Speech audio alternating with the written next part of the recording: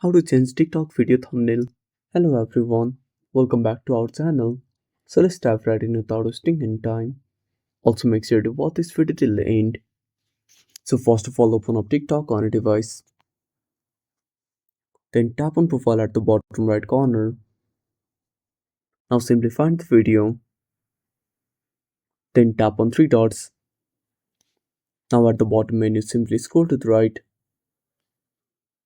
and tap on edit post. Then tap on edit cover. Now select the cover. If you want to upload the thumbnail, simply tap on upload. Then select the photo.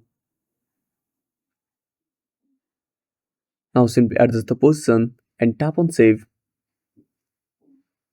Then tap on save and that's it. Thanks for watching. Make sure to subscribe our channel and hit the bell icon. See you in the next video.